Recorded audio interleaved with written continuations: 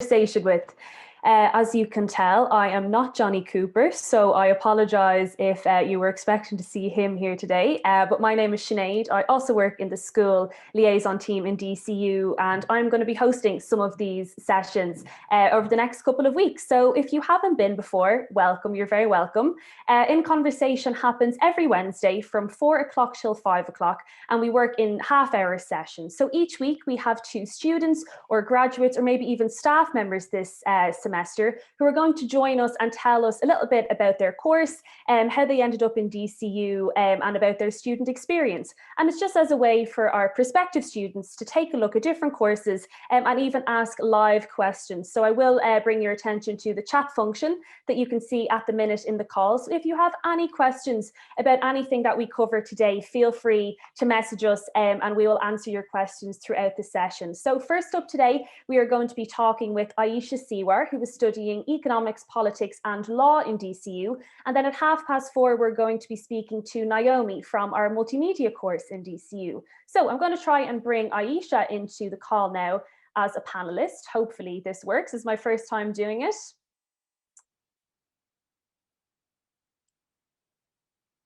Just like magic. Hi Aisha, how are things? Sinead, how are you? Brilliant, not too bad. You're just starting back in semester 2, am I right? Yes, literally just this week on Monday. No way, how's it going for you so far? It's good, it's a little bit intense, but it's good to be back. I'm sure it is, yeah, after quite a Christmas break, and you're online learning at the minute, so that's probably a bit strange as well, although maybe you're used to it at this point. Yeah, for us, we're a little bit more used to it than, say, like our science students, because we've been mainly running online since the beginning of year, but hopefully after 4 weeks, we'll be planning to get back on campus. Fabulous. Well, listen, do you want to tell me a little bit about your own journey to DCU? Because I mean, where's the best place but to start from the very, very beginning? So how did you end up choosing DCU, choosing EPL? What was that journey like? Right, so originally, actually, I'd come to DCU studying a different course. So I came in studying physics with biomedical sciences. I realized after 2 years that personally, like many Leaving Cert students, that not that I made the incorrect decision, but I didn't make the right decision for me. So I knew that I wanted to remain in DCU. I'd absolutely fallen in love with the campus, the people here, the staff, they were brilliant. So I didn't want to leave that environment. So I started researching alternative courses. So it was a mixture of going with my friends to their classes.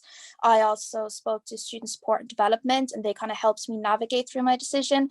And then finally spoke to registry about what my options were when it came to transferring into a new course, whether doing that in campus, like on with the university, or doing it with a fresh CIO application. So I transferred, because I'd made my decision quite late, I transferred with a new CIO application. I had reapplied, and yeah, I got EPL again as my first choice. I decided to do EPL. I've been somebody who's always interested, especially in like policy making and how you kind of make societal changes. So I personally felt through all my research that this was the best course for me to build on. To actually do that, I'd be able to build on them skills and hopefully end up in a career in that area. Fantastic. And that's great to know as well, that as a student in 6th year, if you're unsure about a course, just because you start in one does not mean that you are signed up there for the whole 4 years, that you have to carry through it if it isn't something that you're finding you're enjoying. There are options to transfer or to move courses, or as you said, just totally like apply again to the CAO and give it a total different bash the second time around. So again, for people who are listening in and who are maybe unsure, you can try out the course, but there are options to transfer or change course completely if it's something that you think is right for you. So Aisha, when you were looking into EPL, what was it that drew you to this course in particular, say over some of our other law related or economics related courses in DCU? Yeah, so I had actually, even in the Leaving Cert, I had studied like honors physics, chemistry, biology. I had no background, say, in the likes of history, economics, or business. So originally I thought that law would be for me. I'd be good, say, in terms of arguments and persuasive arguments. So I thought, okay, yeah, law, maybe being a barrister. But I didn't want to tie myself down to just one field, because I felt I'd already made that mistake with physics, that I was very trapped into what I could kind of navigate through. So I decided that EPL was better because I'd actually get to understand 3 fundamental areas in social sciences. I'd have the option in my final year to actually specialize in the area that I like. So just in case maybe law wasn't my passion or maybe economics was, I could do that instead. And it was actually a good thing. As much as I love law, and I especially love like learning in terms of like the ethics of law and everything like that, I realized that for me, it's not an area that I would want for my career. Definitely as part of it, but not as pure law. So EPL was really great in that decision. So I think if you know you want to be a solicitor, you want to be a legal analyst, I think our BCL course is amazing. Like EPL and BCL students are always studying together for all of our law modules. And then, you know, or if you know you want to go into the pure political side, maybe you could do the likes of international relations, and we study with them as well. But in terms of if you want to just get a feel for social sciences and then kind of figure out throughout your years, whether that's when you go abroad for studying or if you do your intra placement or just from engaging with your modules and your lectures, it's a great opportunity because you're getting a really good background in all 3. So you're coming out qualified in all 3, but you're also getting to specialize in what you enjoy most. Yeah, a great point there as well that you made is that when you're in the leaving cert, you often haven't been exposed to a lot of these subjects yet. Like I know in my school, I didn't have economics on offer. I think politics is only recently a subject that you can do now for junior cert or leaving cert. So a broad course like that is actually great if for someone who has an interest, or maybe you like watching the news to see what's going on, you have an interest in law, maybe you like economics, but you're not sure what you want to go into. You might as well take a look at the modules and see that you can cover all 3 of them. So if we talk about the structure of the course for a second, because you mentioned that there's opportunities to study abroad and go on interest. So I believe it's a 3-year course, but you do have the option to make it 4 years by doing a work placement or an intra. Can you kind of talk us through, say, in first year, what sort of things you'll be learning on to second year, and then if you can specialize or anything in your final year? Yeah, perfect. So in your first year, like I said, I came in with 0 background in any of the subjects, which is fine because everyone starts from the beginning. So it's like they take concepts as if you were doing them in first year of secondary school. So there's no need to worry if you've never done any of the subjects. Like myself, I'd never done any of them and I got on fine. So in first year, it's all about building your foundation knowledge and your analytical skills. So they give you 3 specific modules that are learning about how to research, how to write your assignments, you know, learning the core principles for each of the subjects in law, economics, and politics. And then you also do foundational subjects in the 3 of them. So for your first 2 years, you study the 3 cores evenly. So you'll get a solid background in all 3, and it'll be looked at in a national and international self. So for example, you'll do things like Irish constitutional law, but then you'll also look at a topic like EU law, which is very, very prevalent to us here, obviously. And, you know, you'll discuss things like Brexit. You'll do things like micro and macroeconomics to introduce into economics, but then you'll build on to say like public finance here in Ireland. So like that, you'll look at it in a very broad sense, but then also the focus sense that's relevant. And then, so that's your first 2 years, you study everything equally. Now, if you choose to make your degree a 4-year degree, that means you'll be either doing a Erasmus in one of our partnered universities. Now, you do study it through English, but for us, we're partnered with universities in Paris, Gothenburg in Germany, Turkey, Scotland, and Arizona in the States. So there's a huge option there if you are interested in whole cultural exchange and, you know, having the opportunity to study in a different university and specialize further in your degree. Or else a lot of students will now opt for the 12-month paid intra placement. So basically, intra is where students get to actually do a paid work placement that actually contributes marks towards their degree, which is amazing. For EPL, they will offer job opportunities in all 3 of the areas. So if you've already decided that you know, economics is for you and you want to go into the world of finance, there will be finance jobs. Or maybe you're interested in all 3. So maybe it could be jobs alongside with the civil servants where you'll be doing a lot of analyst type jobs. So it really depends on the student and then also what you apply for. And you'll do that for 12 months and be a paid work placement. And then finally, when you come back to that, or if you've moved on from second year straight into final year, you will also get to specialize. So 15 credits, 3 of your modules are compulsory, and it's 1 in each subject. So 1 in politics, 1 in law, and 1 in economics. And then your other 45 credits, which is roughly 9 modules, or it would be 7 modules and a dissertation, it is up to you what you choose. So if you want to do a dissertation, that could be on something you've researched beforehand, or maybe it's a topic that you're really passionate about and you can find a supervisor that can help guide you on that. Otherwise, some students who are not as interested in doing the dissertation, they will choose to do 9 modules in any of the 3 subjects, maybe specializing in one area or specializing in a mix. It really depends. Myself personally, I'm mainly specializing in politics, but I also have a small element of law with it as well. It's great that you're able to really almost forge your own path with this course. So it's not necessarily you have to specialize in one and then you don't touch the others, or equally, it's not totally broad that you don't feel like you've got a kind of specific niche area of knowledge. You can really carve that path, which is great. And one thing that you mentioned as well, two things about the year abroad and the intra. Certainly, what I think anyway is one of DCU's biggest selling points and what makes us very unique is that we do offer this on so many courses. So we do have a question in here that's come in. And someone's asked, for Erasmus, can you go to a non-EU country for free? So with, I think any course that offers Erasmus, you pay DCU your fees, you don't pay the university fees abroad. So yeah, you'll pay DCU your normal fees every year, but you might obviously you'd have additional living costs or accommodation and stuff like that. But the fees that you pay are just to DCU for your normal year. So you didn't study abroad, did you? Did you choose to do intra for the year? So for me, actually, Intra has only been recently introduced to the School of Humanities and Social Sciences. So I had just missed it by a year. So myself personally, I had actually chosen. I just missed it by a year, but I had chosen to take the year out. I felt that work experience would be really good for me. I wasn't comfortable going straight into final year at that point because I was still a little bit unsure and a bit intimidated by it. So I took the year out. I got a part-time internship with it's an organization with DCU, so it's called the DCU Educational Trust Fund. So they're a philanthropic trust that basically source the funding for all of the different societal projects and university projects that DCU coordinates. So for example, we have like a COVID-19 innovation hub that's involved, say, with loads of organizations all over the country, to things like Access, where we help students from a lower socioeconomic background. So there I'm working as a business administrations intern. I basically do a lot of database work, but I also do a huge amount of research for their strategic planning.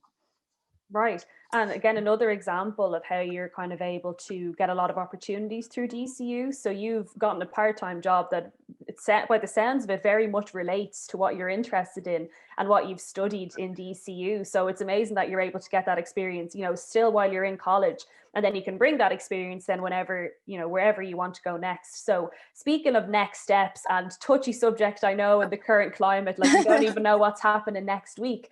But through everything that you've learned in your course and through your part-time work that you've gotten, or even being a student ambassador, any idea what route you'd like to go down? So as you said, it is a touchy subject, but myself personally, it's kind of I'd hope one day to maybe end up in the Department of Foreign Affairs. I've enjoyed engaging with people, and that's the area of politics that I'm very interested in. Maybe go in as, say, like a policy analyst, so say, how can we improve our economic relations with other countries abroad? And like that, even though I'm specializing in politics, maybe not necessarily economics, that's still very, very possible. I'm also very interested in, that's from my own experience, my internship, which I'm still thankful to still have the opportunity to do now. I'm also very interested in corporate social responsibility. So maybe going into, say, like ethics within companies, how can they use extra profits to actually benefit society and their members? So they're kind of the two areas I'm split between. Where I actually end up, I'm not sure. I know, that's it. I suppose that's the beauty of it as well. And the nature of that course is that you can end up working in various different sectors. If I was a 6-year student and I was looking at maybe timetables and stuff like that, is it a very heavy course in terms of contact hours? Do you have some practical elements involved, or would it all be lecture based?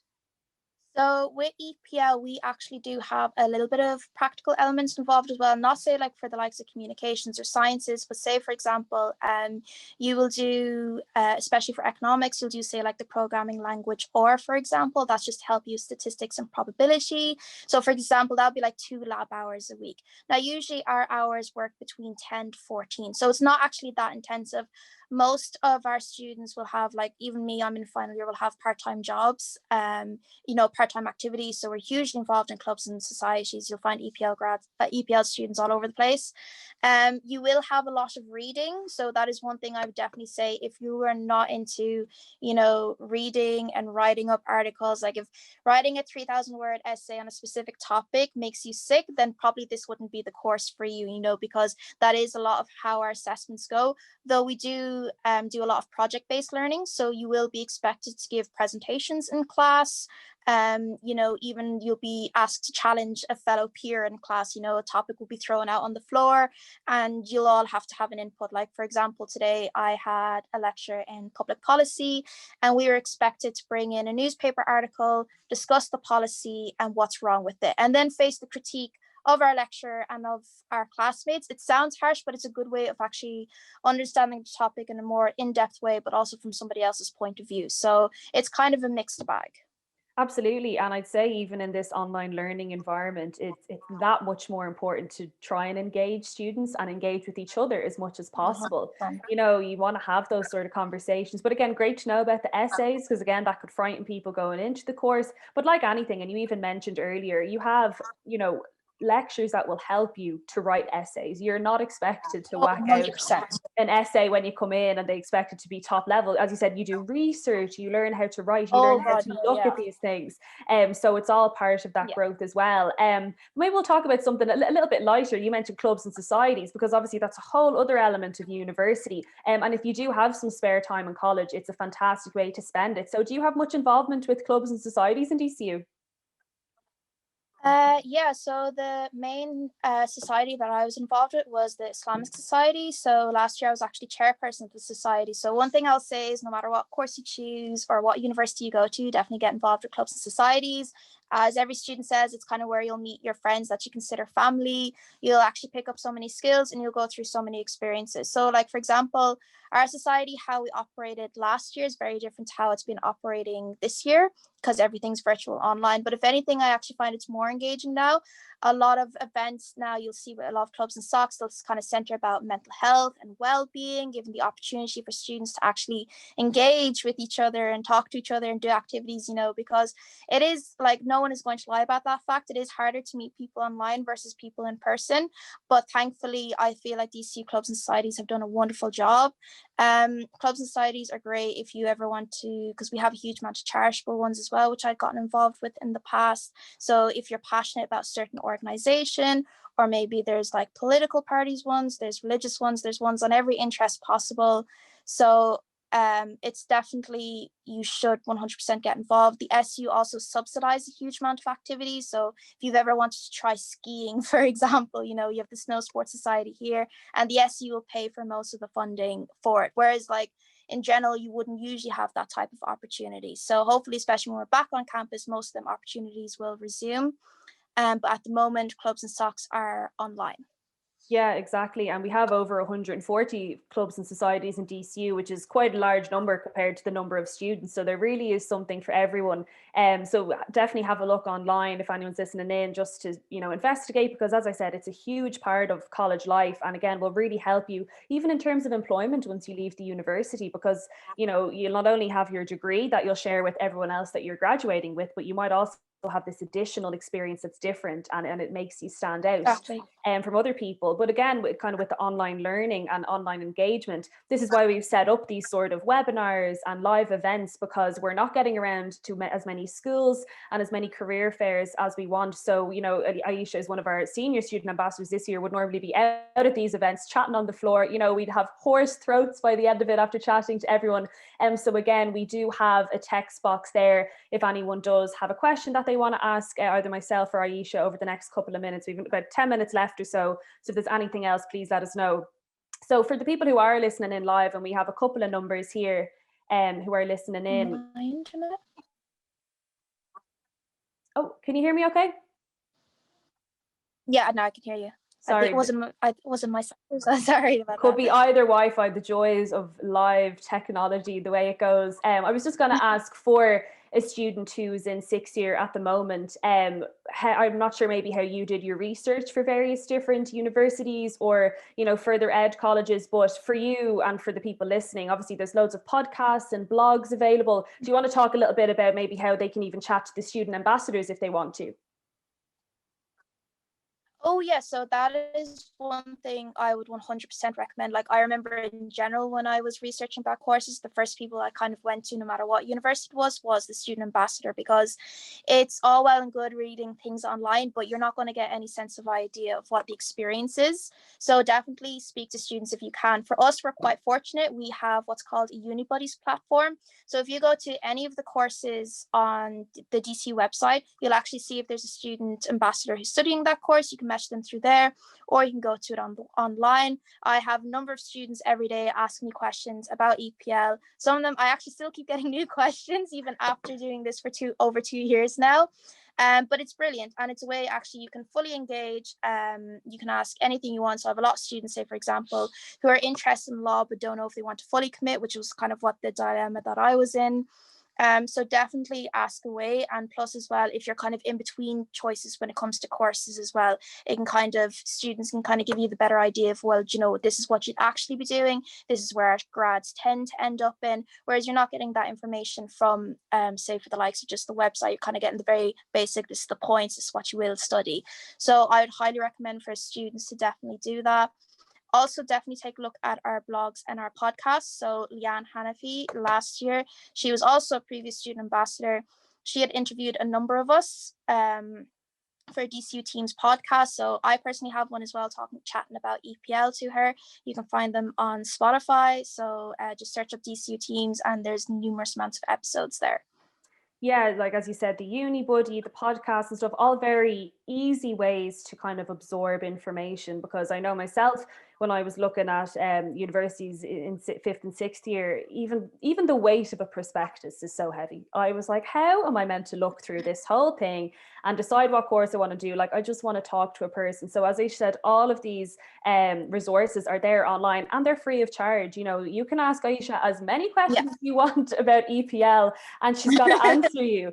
So really, as I said, we can come on live and ask questions if you do have any. But we might just finish off by covering a bit about the ambassador program, because myself and Aisha, well, I was a student ambassador, but I did get to work with Aisha for a year. And it's a great, I suppose, or little mini organization in DCU that DCU has in order to help with the promotion of these courses and to make students, whether prospective or current, just feel kind of settled in their courses. So do you want to just maybe explain a little pitch about the ambassador program and what you guys do? Yeah, so our jobs are quite varied. That's one thing I would say. So there's about 50 of us every year, and then you also have the seniors that are kind of just there as additional guidance. And then we work very closely with the student recruitment team. So that's usually about 3 or 4 individuals, including Sinead here. And basically, we are responsible essentially for promoting the university. So we were promoted to the likes of prospective students, even say like I've done in the past where businesses have come in, or even when politicians, you know, we would usually be the first and foremost. So a lot of student ambassadors, for example, 2 years ago, got to meet Michael D. Higgins when he came and opened our new student center, which was brilliant. We also actually work for various departments within the university. So for myself, actually for 2 years, I worked alongside the career service because I was a student ambassador. They ended up hiring me and training me up in the areas to actually offer career advice to students, which was brilliant. And yeah, so we also work for different departments. We will also visit schools. We will go out to the likes of higher options. That was virtual this year. So say a lot of these virtual events now, you'll catch us all there. And yeah, it's a one thing I would say is that if you're interested in having a different kind of role to do every day, I would definitely get involved in an ambassador program. It's brilliant. One thing I love is that you get to meet so many people. I'm the type that I hate being stuck in a room or just looking at a screen. I can't stand it. I much rather engage with somebody face to face, which is what I love with the ambassador program. So you'll meet all sorts of people, and it's brilliant. And one of my favorite things is, and it happened for the past 2 years, is I'll meet a student when they're in 5th or 6th year, and then I'll see them in campus next September, and they'll be like, oh my God, I remembered you. I really enjoyed when I got to talk to the other ambassadors. It helped me so much. And honestly, it makes my day when I get comments like that. So that's my favorite part of the job personally. Oh, that's so lovely to hear. Again, not only for each student ambassador who kind of gets a lot of fulfillment out of the role, but also again reiterating that the university is passionate about students and, you know, their careers and their progression throughout the university, because there are so many opportunities to not only work for the university, but to also, you know, get to be guests at these events that you would never normally get to go to unless you were involved in the program. So Aisha, we'll probably finish up around now. I don't think there's any more questions coming in, because as I said, while you have Aisha on the line, if there's anything that you do want to ask, feel free to throw it into the Q&A box. Next up, we will have Naomi, who is going to be speaking to us about the multimedia course. But if there's nothing more at the minute, Aisha, thank you so much for speaking with us today. Oh, we have a last minute question come in, which is fantastic, just before she leaves. And Aisha, you might have mentioned this a little bit earlier. Why DCU? Why did you pick DCU over other universities? So actually DCU originally, before I'd visit the campus, I didn't even have it on my CAO originally. I had my parents had convinced me, no, don't close yourself to anything, go to every open day, see what you feel like. So I went to the DCU open day, actually quite skeptical, and I came to DCU and I absolutely loved it. When I met all the students, I felt everyone was so nice. It's kind of hard to explain, but I just felt I really loved the vibe, kind of thing. I just felt really good energy from it.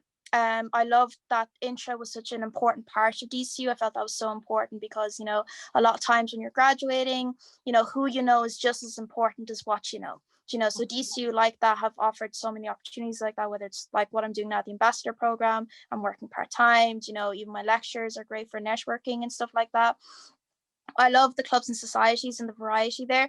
And I also love the variety of students. So when you come to DCU, it's not like I grew up in Dublin 15. So I grew up in a very multicultural area. And then I moved to a very quiet part in Meath where I was kind of, the only one that didn't look like everyone else technically, as you'd say. So what I loved was when I came back up to DCU that there was all walks of life. You had your students who come in, they had just turned 17, and then you had mature students as well. You have a huge population of international students. You have students from all sorts of socioeconomic backgrounds. So it's brilliant. It just kind of really adds to the environment. It adds to all the different conversations you'll have.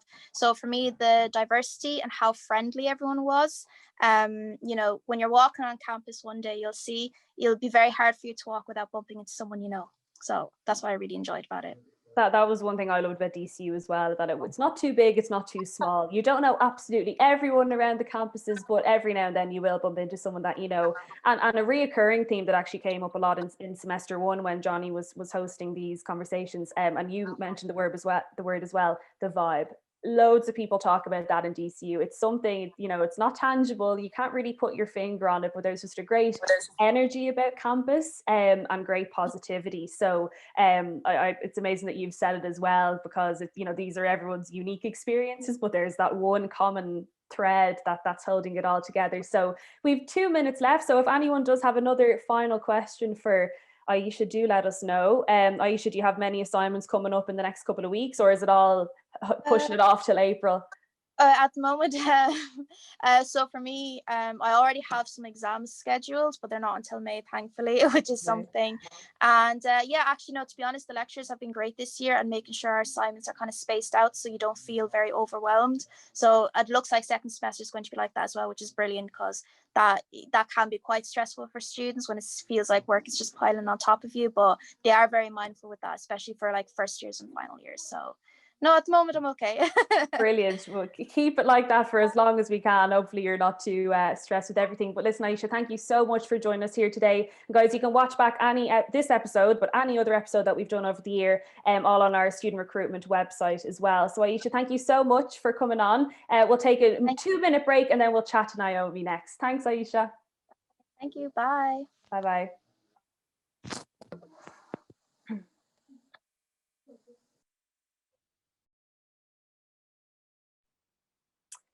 Hello everyone, welcome back. That was just a quick little break if anyone needed to go make a cup of tea or anything like that.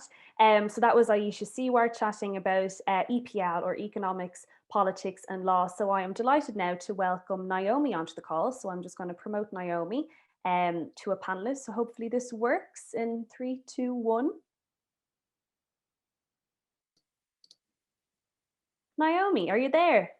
I am. Hello. She's here. Hello. I'm here. How are Hello. you? I'm great. How are you? I'm good. Not too I'm bad. in the lovely space of my bedroom, which I feel like a lot of people are just stuck to at the moment. So Whatever. welcome. I know it's funny coming on to various Zoom calls, and I'm sure any students who are listening on the same and just seeing everyone's background that you'd never see into their house before. I And know. now all of a sudden it's on your screen. Yeah. So you've started back semester 2 lectures this week, have you? I have, yeah. I'm in final year. I have 3 or 4 months to go, which seems absolutely wild now looking back. But I'm hoping that some of my experiences can help advise some of the incoming students, because I know it's really, really difficult at the moment to make a choice, not only between institutions, but whether to actually go to third level or whether to defer it or what to do with themselves. So yeah, hoping to give a bit of reassurance there. Exactly. That's a great point. I mean, it's hard in any capacity choosing where you would like to go to university if that's something that you want to do. Never mind being in a global pandemic, and never mind not being sure how courses are even running now. So that's absolutely something that we'll get into. So you're currently studying multimedia in DCU and you're in final year, and it's part of the School of Communication. So for anyone who's never heard of multimedia before, do you want to just give us a bit of an overview about what's involved in it? Yeah, so multimedia is, well, a media course, and you get to touch off lots of, like, it's a very, very broad course. You kind of touch off visual arts, so you get to try out videography, photography. You also do like web design and coding as well as in there. You get to do audio bits. There's just across the board, there's just lots of different things. And then you also have, kind of similar to the communications course, you have all of your social studies modules as well. So they're there to give you the theoretical underpinnings of how to contextualize your work. Where does it fit in? Like, it gives you an understanding of like what you're making and what like effect your work has when you put it out there, and where it's going, basically. Yeah, and why you're doing it. Yeah, absolutely. So did you always have an interest in media, in creating content, or is this something that randomly came into your head in sixth year or maybe even later than that? So when I was in school, I bought a DSLR for myself, like a camera. When I was 16, I want to say. I was really young. We had one in the house for like family photos and that kind of thing, just not your phone, kind of better quality. And I always loved creating things, and I knew I was kind of a creative person. So I kind of started researching media courses like in TY, when all of like the colleges like yourselves would have come out and started speaking to different schools. And I thought, why don't I do media? And I did kind of have the idea that I might do teaching, that I might go into counseling, that I might go into like loads of business, even. Like, I had so many different ideas for myself, but I was looking for always the most creative uh, version of whatever industry I'm going to. So if it was business, I was like, well, marketing seems like the most creative kind of like thing about business, so I'll do that. But I actually always knew that I loved creating visual art, so like photos and videos. And so when looking at the structure of multimedia, it kind of allowed for a lot of practical work and experience. So I thought it would be great to learn all the technical know-hows to improve my work that I was doing outside. And it just seemed like a great opportunity to like grow, not only to grow up my photography, but be able to learn all these other skills so that I could kind of amalgamate them all and mix and match them, because that's what multimedia is about. It's kind of about, if you don't know much about audio, you learn about audio, then you can add the audio into the video to make the video better. Or the photo, you don't know much about photo, but when you know more about photos, then you can design a website that looks more beautiful, do you know, that way. And it's just the mix and match of all the different skills, and it's important to get a kind of a foundation in all of them. So it was great, and like I was looking forward to kind of a media multimedia type course when leaving. Yeah, exactly. And I think it definitely shows because you followed your passion. And I know Naomi very well, and Naomi would never say this, but she's Yeah. so successful in her field. Everything that she puts her hand to is absolutely magnificent, anything that you produce. And I think that's because you really followed your passion. And I think a lot of students that we talk to can be scared to do that because they wonder, oh, what jobs can I get? Is the income really high?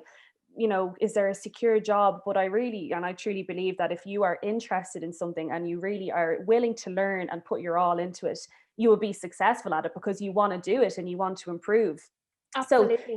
you've done a bit, you maybe did a little bit of photography before you went into multimedia, but other than that, everything is taught, from the get-go. Are there any specific entry requirements that students would need to worry about? You don't have to have done, say, like media or music or anything in school in order to do this course. No, absolutely not. I think it was just to have a good like passing grade in your kind of so you would have had to pass maths. So I did pass maths for my leaving cert, because maths was just absolutely disastrous for me. I was not good at numbers.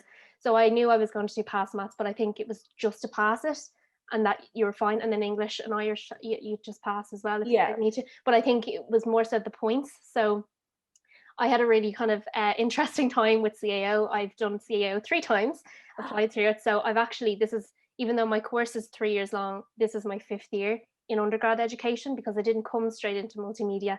I had to do a backdoor kind of roundabouty way of getting into DCU. Even though I knew from the get-go, from my very first time setting foot on campus way back in like 2015, I knew like DCU was where I wanted to go. But I didn't get the points, unfortunately, 2 years in a row. So I did other things in the time being to fill out the space. So I did 2 other courses, one of them being a different undergrad in DCU, because I was like, right, if I don't get the points for multimedia, I'll do media and Spanish, which is a Bachelor of Arts joint honours, which then allowed me to internally transfer the following year into multimedia. And then the very first course I took after leaving school was in IT Blanche before it was TUD. So it was called Creative Digital Media. And I started that with my best friend from school, because the structure was so similar. But I ended up changing out of that, but she ended up finishing that off. And we talk now about how similar, even through and through, it has been for both of us, even though we're both in different like places, you know? Yeah, another example of how you can kind of carve your own path depending on what you have an interest in, or if you don't get the points for something, that's okay. There are other ways to get into, obviously DCU in particular, but in any profession that you want to do, don't let the lack of points, or if you don't have higher level English, or if you've lower level maths, don't let that put you off. Investigate other routes, because again, look at Naomi, is success story of someone who didn't enter straight from the leaving cert, but who is very successful in the area. And I think that's even more specific in these kind of creative subjects, where really it matters about how your mind works, how your vision works, and that you can absolutely succeed in where you are. So if I was a 6th year kind of looking through modules for multimedia, what sort of things would I see happening in 1st, 2nd, 3rd year? So in 1st year, you get to try out sound and video. You get a module called Imaging and Design, which is your introduction to graphic design, but for some reason they call it imaging design. You get to try out responsive media, which is your kind of introduction to coding. So you get your basic HTML and CSS coding. And then in 2nd year, you kind of, if you're taking, say, computer kind of science, that kind of, there's a computer science module that you go more into JavaScript and programming. But in 1st year, you get HTML, CSS, and then in the 2nd semester, you try out JavaScript, just the very basic JavaScript. And then you get information design, which is UX and UI. So it's like user experience. How do people use the web? How do people know to click on things? How do they find their way back on web pages? Just usability and user experience. And then you get the social studies modules, which are kind of psychology, media and creativity, introduction to multimedia studies, which is usually taken by the chair. It gives you a really, really good understanding of, it kind of gives you an outward view. So even though you're creating things in a space, say in college or for yourself or for assignments, those modules bring your mind outwards, and it kind of gives you a perspective of what's happening in the world, or what's happening outside of college, you know. It's a good motivator and it inspires you and your projects, because then it kind of lets you know, like, well, I might actually implement some of this that we learned in the social studies module, because that's kind of like relevant. It's not just a project, you know. Sure, yeah. Yeah, so if you're producing videos or whatever, you're learning about why you're doing it and the effects it'll have and what sort of people might watch, as opposed to just learning how to edit. Yeah, and then in 2nd year, you actually get to choose your module. So all modules in 1st year are general across the board. You have to do them all. And in 2nd year, then you get to specialize and choose modules for the semesters. So I remember I chose audio, like advanced audio production, advanced video production, and then there was a few more. Interaction design, new media and society. Advertising was a great one. That was one of my favorite modules. It's where you learn about kind of the design and creativity behind advertisements, and, you know, kind of leaflets, pamphlets, all that kind of stuff, and the wittiness and sharpness behind how adverts are made, and that they're not just thrown together really quickly. It's just an amazing module, and yeah, it's kind of made me want to go into like advertising agency a bit. And then in 3rd year, then you do your emerging media. So that's actually very much so, if I could explain our course, it's not kind of traditional video kind of contemporary film industry type thing. It's more so looking to the future, looking to see what's coming next down the line in terms of media and the media industry. So you're looking at AI, VR, and 360 video and all that kind of like futuristic type, like post-humanism and all that kind of stuff. And then you get best practice, which kind of teaches you how to, well, best practice, it teaches you how to compose yourself like adequately and how to research properly and how to put together projects in a production line and be part of a team and work in groups. And then you also have your thesis and your union. So I chose to do union this year, which is actually specific to our course. It can be a contributing 5-credit module, which is a really special thing because you get academic accreditation for your extracurriculars, which is brilliant. And then I'm also doing my final year thesis group project, final year project this semester. And that's a group of 5 of us that are making a practical piece of production with a written thesis as well. So there's 2 ways of doing your final year project in multimedia.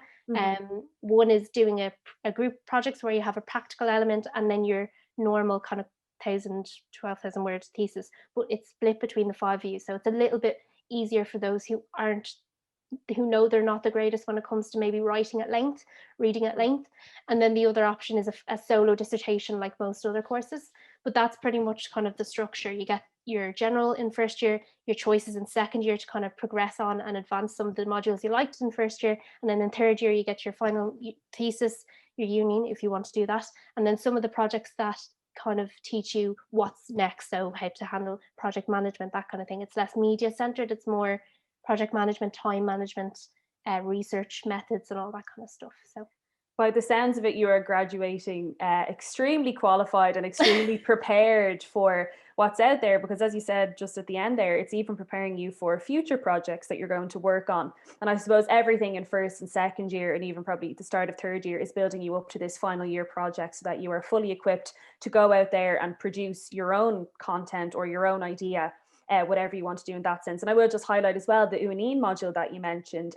Another kind of unique thing about DCU is that for many courses, you can actually get credit towards your degree. So kind of how credits work in college for people who are listening in school who maybe aren't familiar with the terms, you basically get 5 credits for each subject basically that you do, and you need 60 credits to pass the year. So you might do, you know, a couple of modules in first year, they might be worth 5 credits, maybe 10 credits.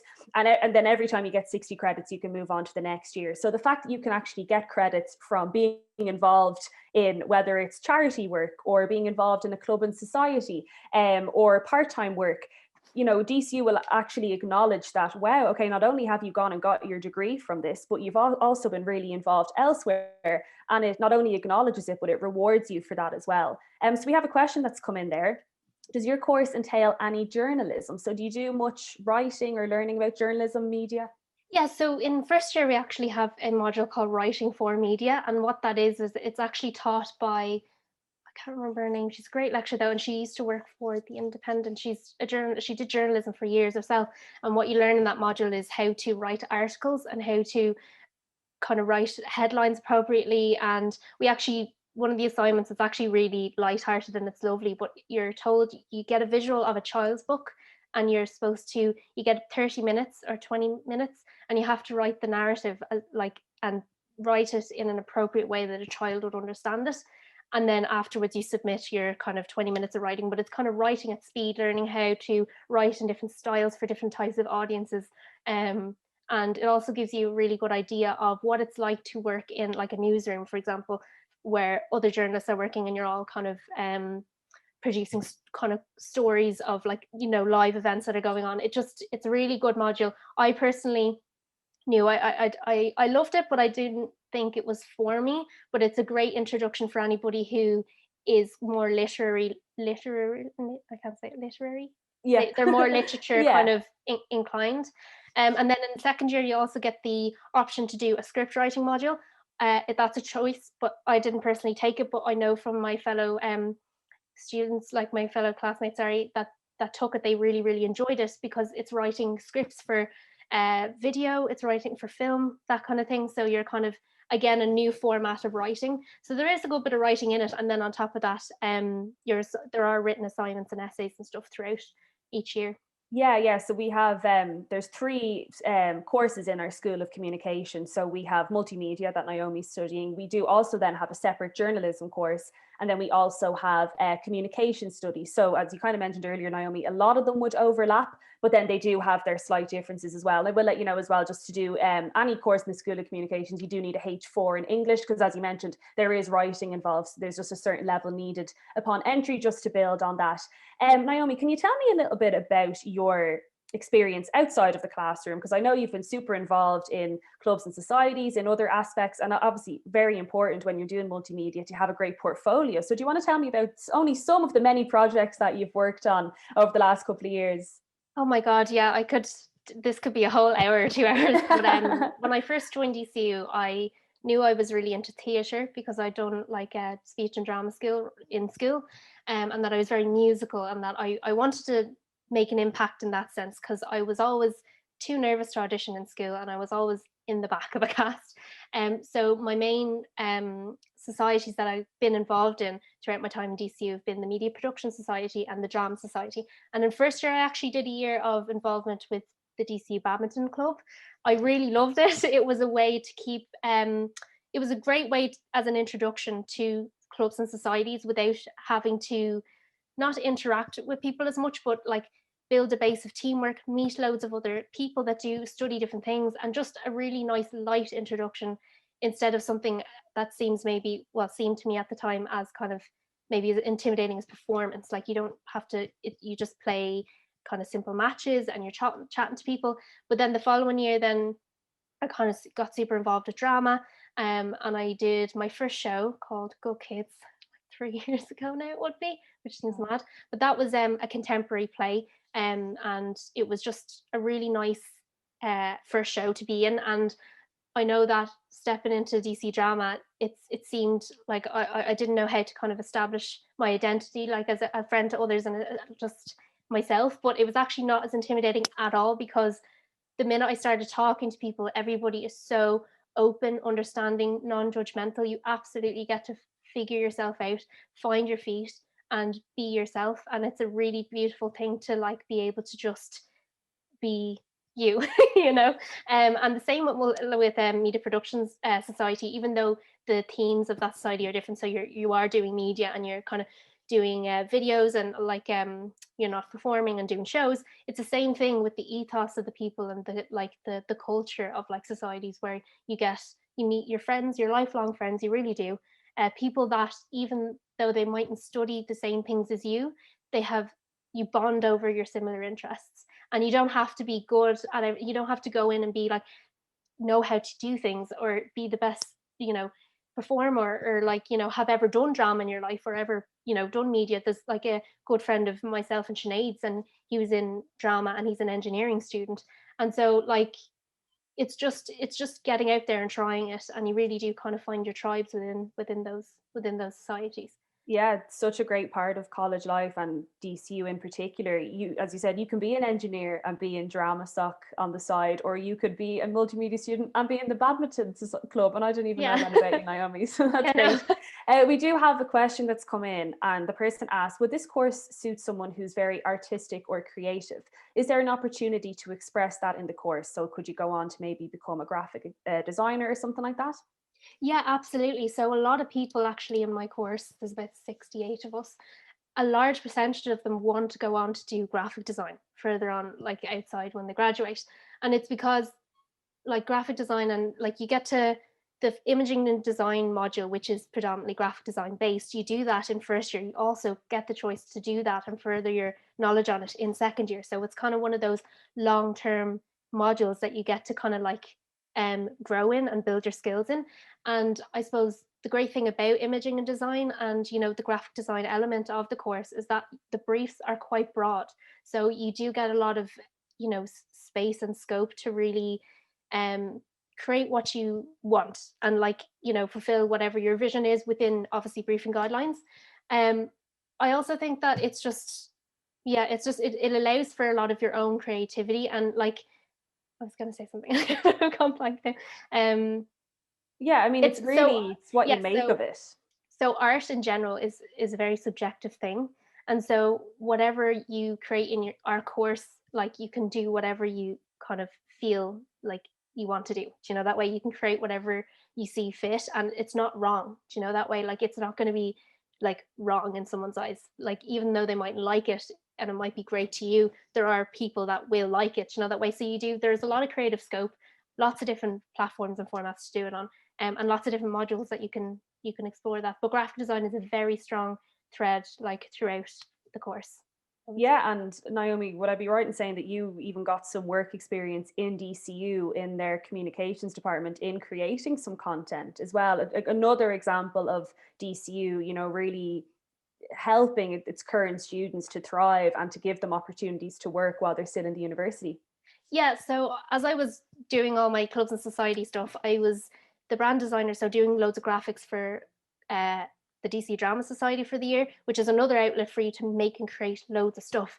But I also applied for an internship through the Media Production Society, which is a couple of years old now, but they offer 3 positions within their department for you to go and work a summer internship.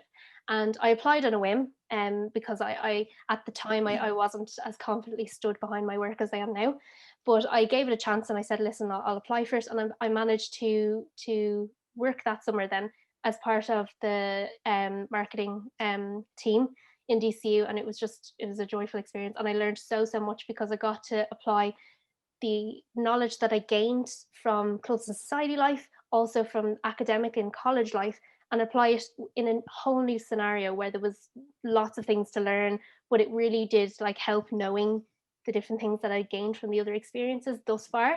But it was a brilliant experience and a great opportunity. Exactly, and it sounds like the multimedia course is contained with subjects that you learn by doing. So it's a lot of practical Absolutely. work, and the more experience that you can get and the more exposure that you can get creating these projects and, you know, learning from something, or maybe, you know, you've worked on one project, you can take what you learned from that onto the next one and continue on going forward. And as I mentioned earlier, portfolios would be very important in this sort of work because yes, your grades would be important and, you know, employers might look at that, but really they want to see in the likes of multimedia course what you can create. So do you keep track of what you've made so you can like look back on them and have them ready to go? Yeah, so a lot of my work kind of to date I've been keeping on a kind of a hard drive at home and kind of picking and choosing what I think is the best. And I built up a website for myself that I'm really proud of, that I can show to potential clients now in the future. But that's an amalgamation of previous image work, video work, and graphic work. And I will say this, especially for the question that was asked about graphic design, the role that I held as brand design officer within the Drama Society, of all the clubs and societies within DCU, there is a BDO role. So even if you want to create graphics, like, and maybe not for drama, maybe for a sporting club, you can do that. So you can do your sport and you can also express yourself through the graphics. But portfolio wise, I've after kind of putting a lot of my DCU drama graphics, because they were they were my absolute true passion projects. So they're the ones that live predominantly on the website. And then I was able to choose some kind of assignment photos and different projects that I'd worked group wise with people on there, as well as kind of freelance work as well, and drama kind of like campaigns and different things that I worked on. So it's just a big bunch of stuff, but it takes a while to build up, and people kind of at the start find it a little bit intimidating to put your work out there, like for criticism. But don't be afraid to just put your work out there, and even if you only have 1 or 2 pieces of work, don't feel like that's not enough. Like you will start to collect and produce work as you go along, with throughout the course and obviously outside of the course as well. Yeah, and again, for people who are maybe thinking about putting multimedia down on their CAO, or maybe you're not really sure if you want to do multimedia, but you are creative, as you mentioned, there are, you know, roles in different societies and clubs in DCU that do require these skills. So whether you put it down your CAO or whether you're in DCU for another course and maybe you still have an interest in design and things like that, you can really explore all of that in the university. So we have about 5 minutes left. If people do want to ask any questions before Naomi heads off, get her now while she's free, because I know she's a busy woman. We did have a question come in that was asking, did you have to pay full fees when you were changing around your different courses? I'd imagine if you were entering through the new CAO, you probably did have to pay full fees. Yeah, so of the 4 years I've been in DCU, there's been 3 2 years which I've paid full fees. One was coming into DCU from IT Blanche, because I didn't finish out my full year. I only did one semester in that college, and then I worked full time for the second half of that year. And then I applied to DCU, but DCU, when they looked at my application, because I wasn't a transferred student, or I wasn't like coming from an institution straight away, they had to kind of like screen. The process was totally different. Yeah.